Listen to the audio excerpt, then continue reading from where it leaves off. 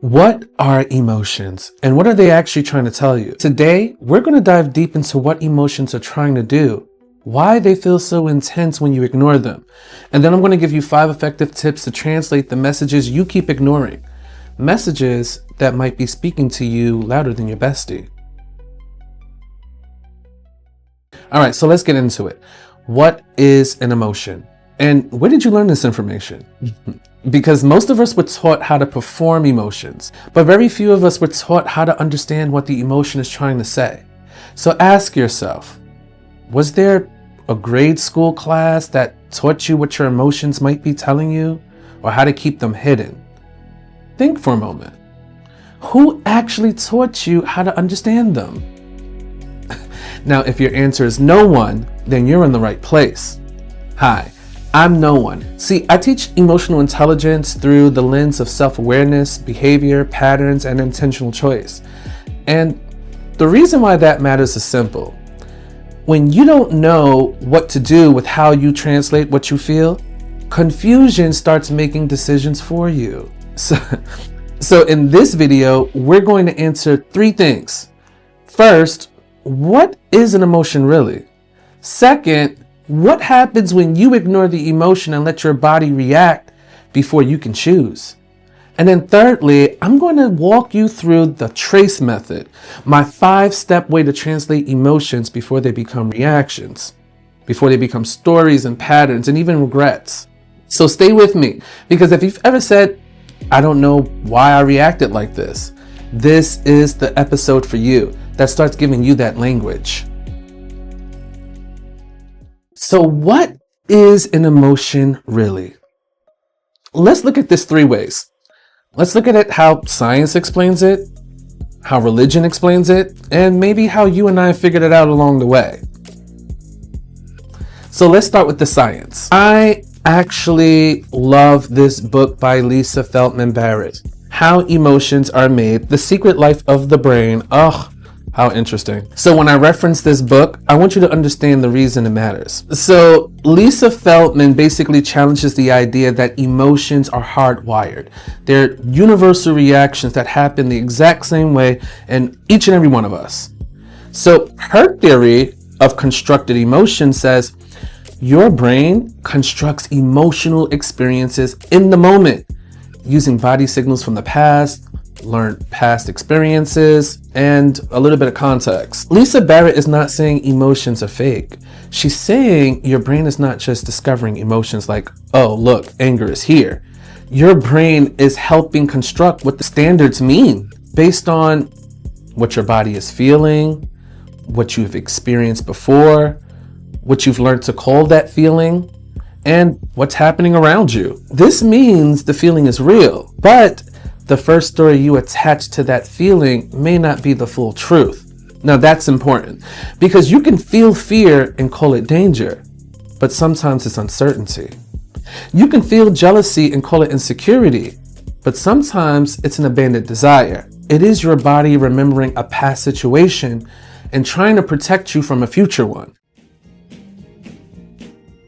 So the closest thing in religion that you can describe to an emotion is a spiritual entity that has influences over our reactions. Demons. Right? So it's religion's way of separating one from self, from the accountability. And they put that on a separate entity. Demons. That was the devil. That was the demon. Whatever. And then there's how you and I explain it. We say, I felt some type of way. That may be how we can express it in the moment. I felt some type of way.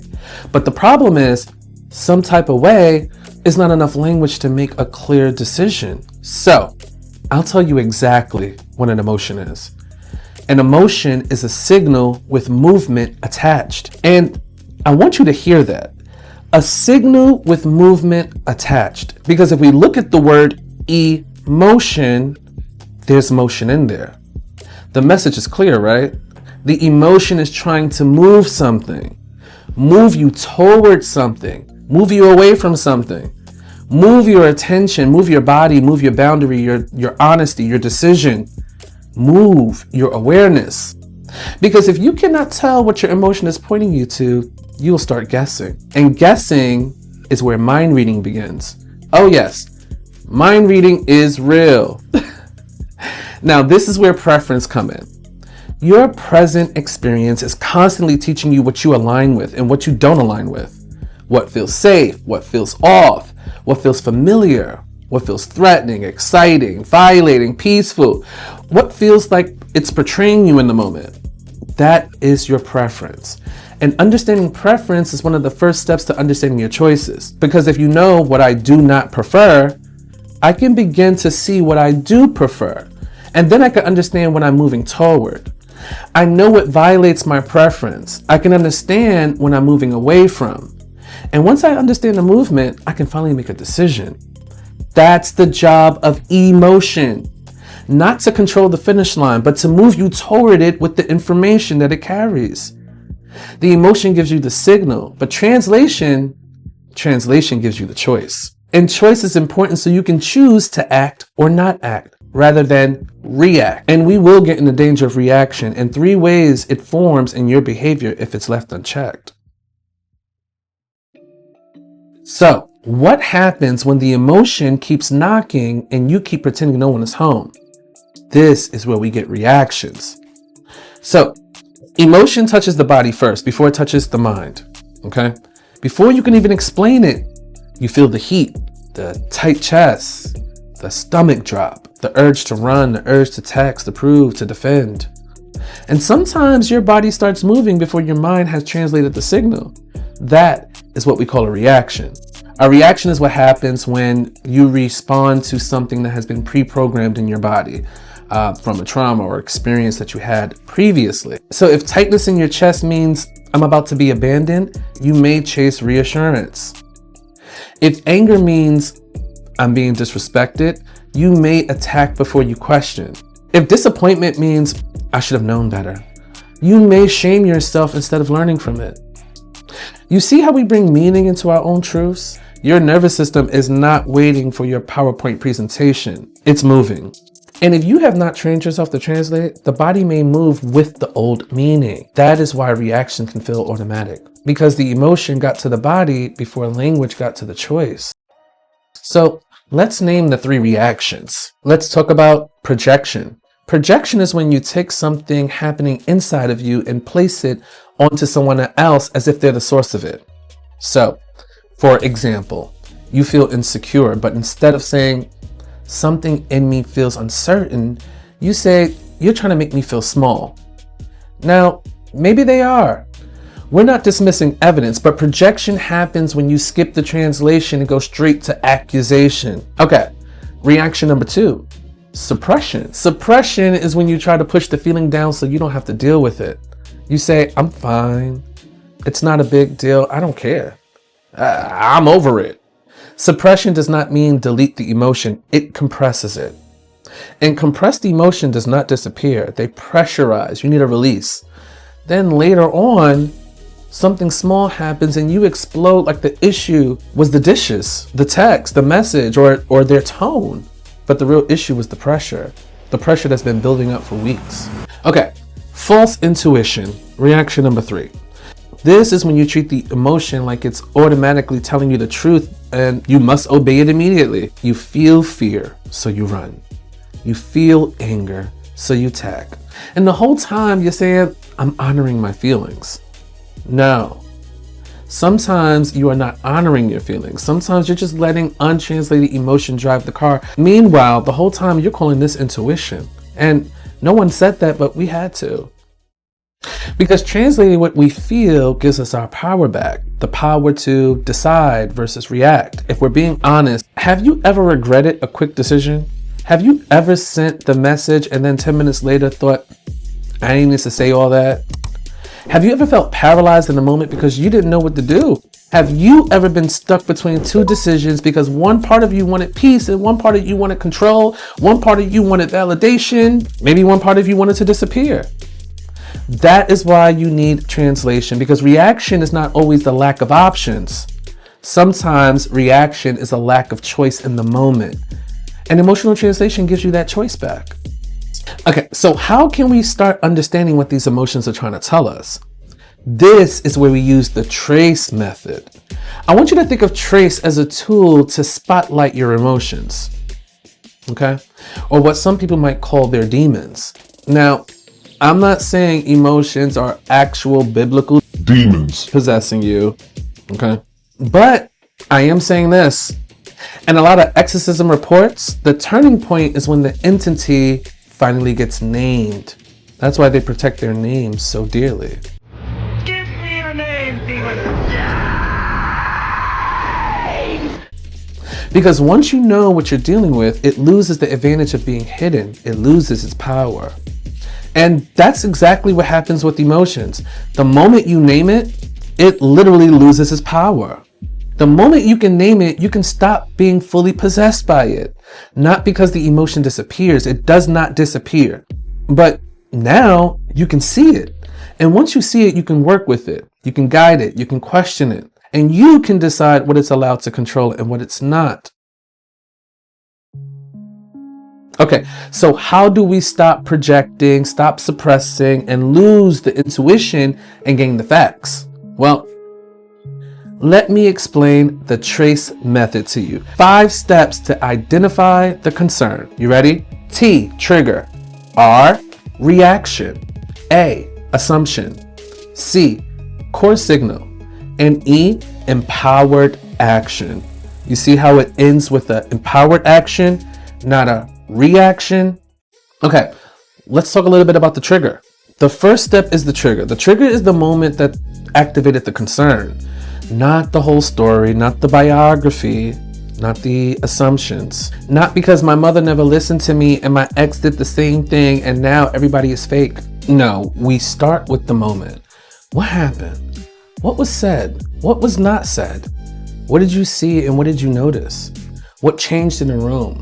What did your body catch before your mouth had words? So some examples might be, they didn't text me back. That is a trigger. They hate me, they're pulling away, I know I shouldn't trust them. That's not a trigger, that's a story. The trigger is, they did not text me back. We start there because clarity begins with what actually happened, not what your nervous system added to it.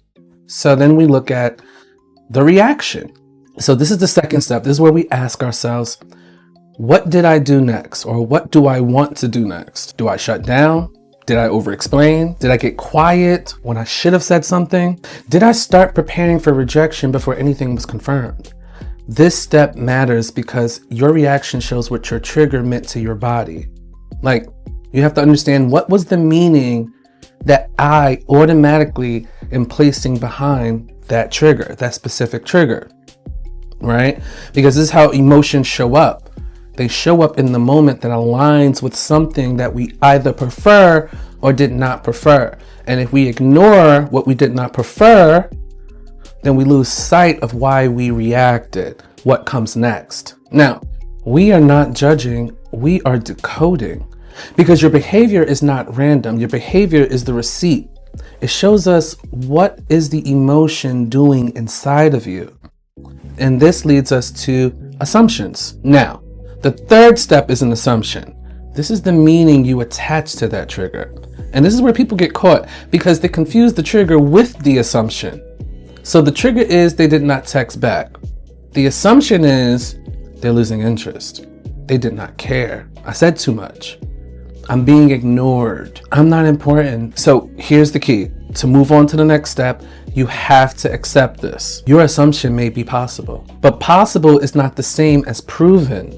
This is where Lisa's work helps us out again, because if emotions are constructed using past experience, body signals, and context, then your brain may be making a prediction based on what happened before, not only what is happening now. Barry's theory, Lisa Barrett's theory explains the brain as using prediction and concepts to make sense of the body signals and the world around you.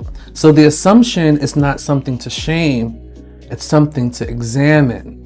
So ask yourself, what am I assuming this means? What evidence do I actually have? What part of this present is reality? That's emotional maturity. Not ignoring your assumption, investigating it, which leads us to our core signal. Now, this is the fourth step. This is the real message underneath the reaction and the assumptions. This is where the emotion finally gets to speak clearly. What is the true meaning behind, or the true essence behind this meaning? Under the anger, the core signal may be, I feel disrespected. I feel powerless. I feel like my boundary doesn't matter. I feel like I'm betraying myself in the situation. Under anxiety, the core signal may be, I need clarity, I need preparation, support. I need to stop delaying this decision. Under jealousy, the core signal may be, I want something, I haven't admitted. I feel behind. I abandoned a desire that I had.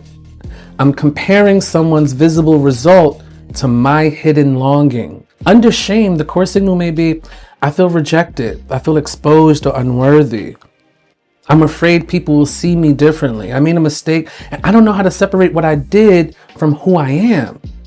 This is the moment the emotion loses all of its chaos, because now it has language, and language gives you leverage. A feeling with no language becomes pressure, real tense. A feeling with language becomes information, more free. Now we get to empowered action instead of reactions. This is the fifth step in the trace method. This is where we move from reaction to choice. Not what does this emotion make me do, but what choices honors the message without being controlled by the reaction? That's the power question. So if the core signal is, I need clarity, the empowered action may be to ask a clearer question. Not spiral, not accuse, not investigate their whole digital footprint. Ask. If the core signal is, I need a boundary, the empowered action may be to state the boundary. If the core signal is, I feel abandoned, the empowered action may be to self-soothe first, then communicate with from clarity. Not begging, not chasing, not testing them. Regulate, then speak. If the core signal is, I want something, well then the empowered action may be to admit the desire and make a plan for it. Not to compare, not to judge the person who has it, but move toward that desire. That's trace, trigger, reaction, assumption, core signal, empowered action. That's how we translate emotions. Not by pretending we don't feel them, not by letting the feelings run the room, but by slowing the emotion down long enough to hear what it's actually saying, not for it to start screaming. Okay? So what's next? What do we do with this information? How can this actually help you? And why do you feel like you already had a handle on this information before, but you keep reacting the same way? Because a lot of people know emotional language, but they don't know emotional translation. They know how to say, I'm triggered, I'm anxious, I'm overwhelmed, I'm shy, I'm sad, I'm angry. But naming the emotion is not the whole process. Naming is just the first door. After you translate the emotion, the next step is to decode the behavior. Because once you know what you feel, then you have to ask, what do I do when I feel this? And what reaction keeps repeating? Because repeated actions determine your behavior. And if someone understands you better than you understand yourself, someone will call out something in your behavior that just might catch you by surprise. So, we'll get more info on that in our next video. That's the second pillar of the Know Thyself method that I developed. It's the behavior decoder method. Because your behavior tells on you. So if you learned one thing from this video, help support this work by sharing it with a friend who needs to translate what they feel, and also like it. And if you learned two things, subscribe. I'm sure there's more to learn, and it helps me achieve my dream for this message to reach more people for awareness. So follow so you can learn how to read yourself before the world reads you wrong. And comment one word, trace, because the next time an emotion shows up, I don't want you to run from it. I want you to trace it. Trigger, reaction, assumption, core signal, empowered action. And practicing these, it might sound slow, but repeated practice of this, it becomes instantaneous. And then you can read yourself before the world reads you. That is how you translate what you feel. That is how you take your power back. And that is how you begin to know thyself.